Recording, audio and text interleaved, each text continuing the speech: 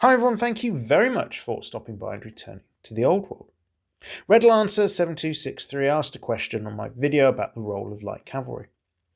Should, as a Night Goblin player, they switch their Squig hoppers for Wolf Riders to undertake the light cavalry role, given that they have a consistent speed and maneuverability is important? Well, the simple answer to this is if you're playing as a Night Goblin player, Squig hoppers make the most thematic sense, certainly more so than Wolf Riders. They don't really make much sense at all deep in the heart of the World Edge Mountains, so the answer seems obvious, is stick to the Squigs. However, there is, I think, a more detailed, let's call it a proper answer, which tackles the underlying question here, which is, for an Orc and Goblin army, particularly the Grand Composition army, what kind of light cavalry is best? The question from Red Lancer 7263, that was about wolves versus squigs, but let's face it, goblins also have access to another form of light cavalry in the form of spider riders. Now, for those of you who don't like spiders, whilst I am going to be talking about them, I'm going to refrain from any pictures of spiders or models of spiders throughout this video, so don't worry about that. Firstly, let's recap. What do light cavalry do?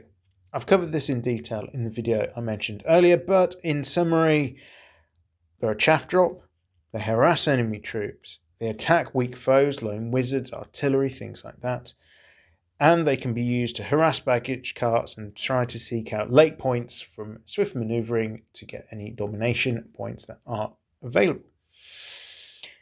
So the main element of the question here related to speed, manoeuvrability being so important. So let's start there. How do the options play out? Well, looking at the wolves, their movement 9, that is incredibly quick.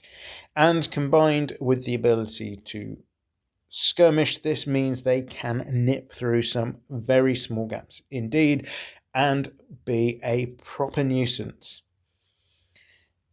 Spiders are movement 7 and have moved through cover.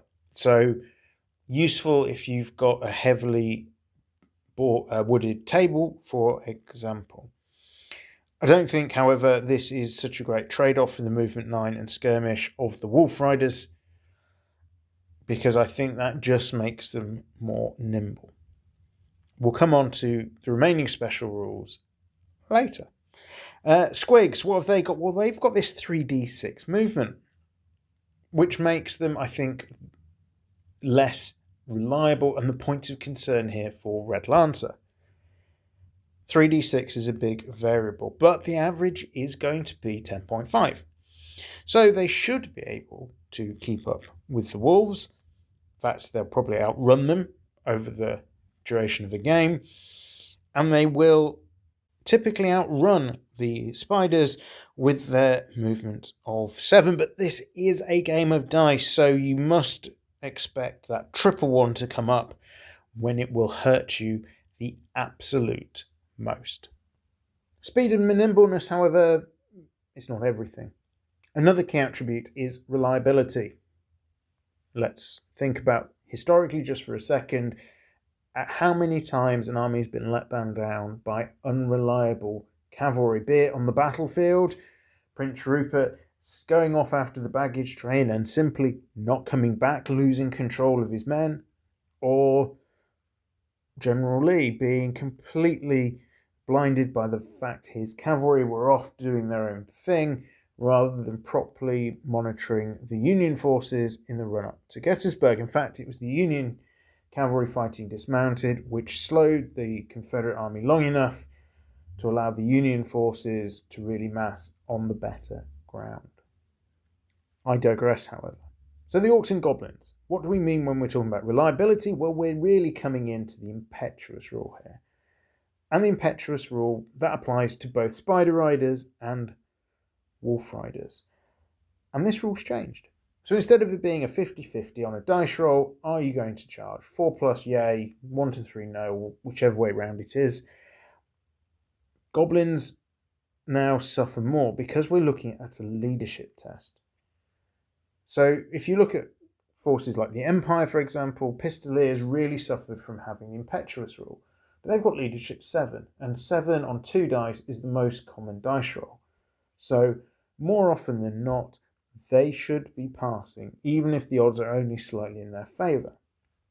Goblins, we're looking at leadership 5, leadership 6 if they've got a unit champion. You're really going to have to invest in your light cavalry, giving them a war boss to get them up to that leadership 7 point, and quite frankly, that's points you probably don't want to be spending on a chaff unit.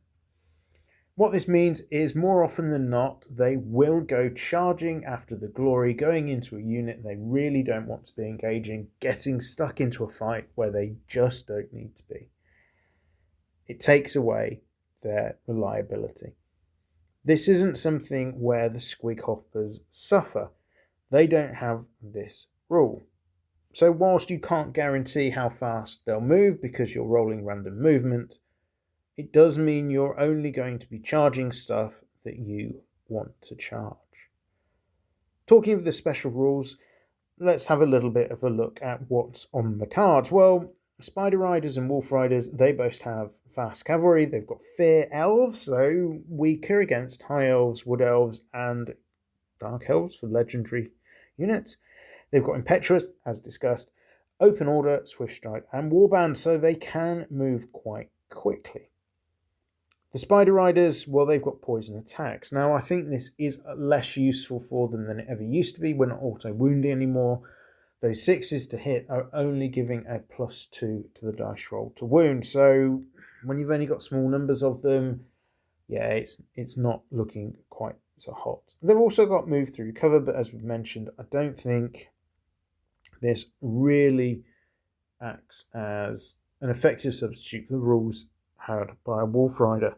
Wolves, what have they got? Well, they've got Chariot Runner, and I do think this is interesting, perhaps more so if you've got a nomadic warforce, because it allows for a more interesting interaction with any chariots, particularly wolf chariots that you've got, because the wolf chariots can go through that skirmish line, get stuck in, whilst using the wolf riders to act as protection from enemy forces. So, pretty useful. They've got Fire and Flee, so if you've got them armed with short bows, they can harass, pull units away, shoot someone up, move away, rinse, repeat. At least that's the logic, unless they get caught, of course. Skirmish makes them really manoeuvrable as well. Squigs, what have they got? Well, entirely different rule set here. We're talking about hatred of dwarves. A bonus, really, as opposed to the fear of elves. Immune to psychology. Impact hits, loner, less good. Open order, random movement. Skirmish, so realistically I don't think we're ever going to be utilising open order. They're going to be in skirmish formation. And warband, which probably also doesn't really do tons for them, at least most of the time.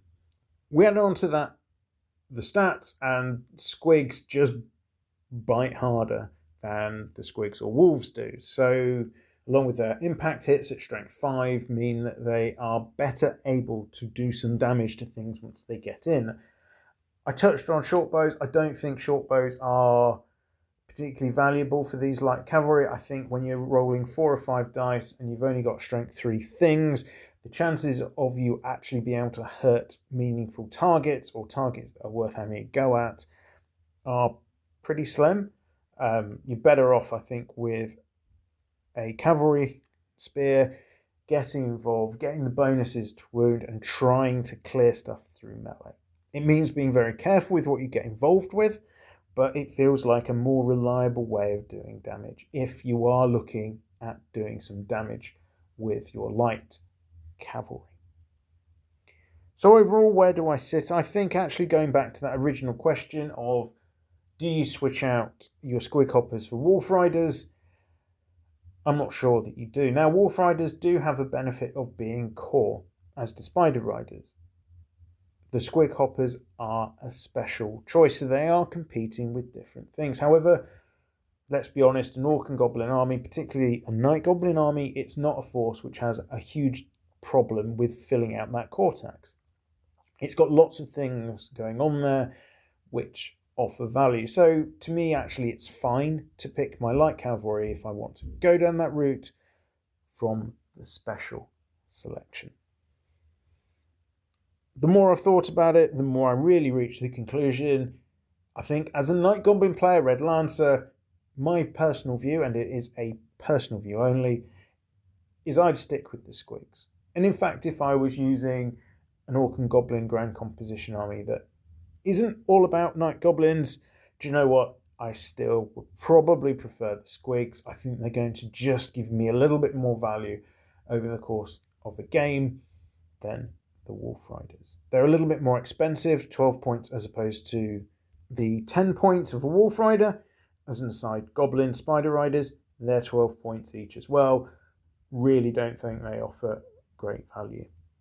They would definitely be my third choice pick out of this combination of stuff. So for me, it's Squig Hoppers, then it's the Wolves, then it's the Spider Riders. But of course, if anyone else has got any comments they want to pile in with here, do let me know down in the comments below. I'll be really interested to see if you think there's a bigger place for Spider Riders, a bigger place for Wolf Riders in a grand composition Orc and Goblin army. All that remains for me to say is thank you very much for listening. I hope you've found this little bit of analysis useful, particularly for you, Red Lancer. As always, if you've enjoyed the video, do consider a like and subscribe. It's a great way of supporting a small channel and helps you keep abreast of when I'm releasing more videos, typically every Friday, but more recently I've been churning out a bit of additional content. Once more, thank you very much for listening. I am returned to the old world. Have a great day.